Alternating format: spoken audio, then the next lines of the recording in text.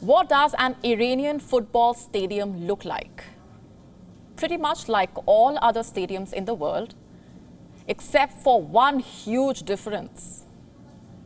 You would see seats overflowing with spectators, but you will not find a single woman. Because up until now, Iran did not allow women to enjoy football matches in stadiums, the big leagues, barring a few exceptions. But this is going to change. Iran's top-level football league is just around the corner, and the head of Iran's Football Federation has finally announced that women will get entry into the stadiums. Finally. He said, and I'm quoting, "This year, one of the prominent features of this league is that we will witness the entry of women into stadiums." Well, it is terrific news for female football fans in Iran. It is a small step in the right direction. But here's my problem. It's too little and way too late. Women will only be allowed in selected cities. The Iranian football chief has said few stadiums in Isfahan, Kerman, and Ahvaz are ready to host women. What about the capital, Tehran? Well, it's still a no-go. It has been more than 4 decades since the Islamic Revolution in Iran. There is no written law that bars women from watching football, but it has been strictly enforced, often leading to arrests, even beatings, detention, and abuse against women. Iran has for long been under pressure from human rights groups over this, but the hardline clerics just do not budge. And what is their ideology? That women should be kept away from quote-unquote masculine atmosphere.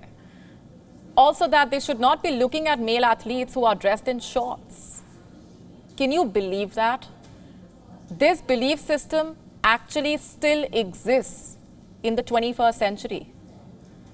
Officials, on the other hand, have blamed it on the infrastructure.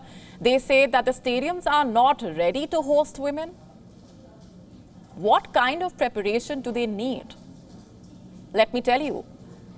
Separate seats for women, separate supervisors, separate entry and exit gates, separate ambulances. Because this is Iran we are talking about, and there cannot be any mixing of genders. There have been rare instances when Iran has made exceptions.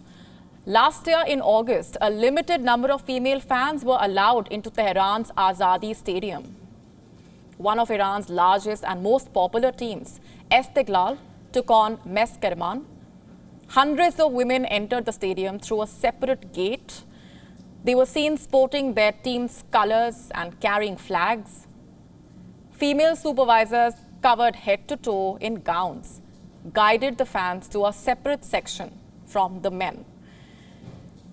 They policed the women to put on headscarves. Istiklal Football Club's official account put out this tweet. I'm quoting, "We are happy that you are present in the Azadi Stadium." Now, this came only after pressure from FIFA and the Asian Football Confederation. The governing bodies released a joint letter. They called on the Iranian authorities to let women watch the match. Another such occurrence was in the year 2019 in the same stadium. Some 4,000 women were allowed to watch Iran's World Cup qualifier against Cambodia. And this also came after strict warnings from FIFA. It ordered Iran to let women into stadiums without restrictions and according to the demand for tickets. Else, it would suspend the Islamic Republic. You see, today's move has come after years of protests and violence. You might already know about the fan-dubbed Blue Girl. And for those of you who do not, Seher Khodiari, nicknamed Blue Girl after her favorite Iranian team Istiklal, tried to enter a football match dressed as a man, but she was caught and dragged to prison.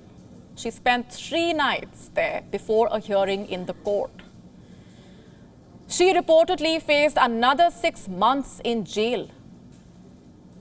After learning this, she set herself on fire. She died in a hospital a week later. The incident ignited outcry across Iran.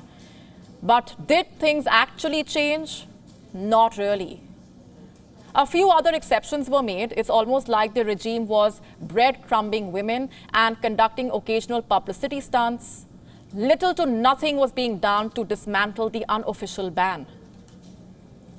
And now comes the Iranian Football Federation's announcement only a month before the Pro League. So what is it, if not a token move? One which would save it from international criticism or actions. It took 44 long years to open the gates of a few stadiums to women in the country. How many more years do we need for some real action?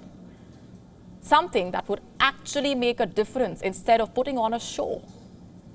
WION now available in your country. Download the app now. Get all the updates on the move.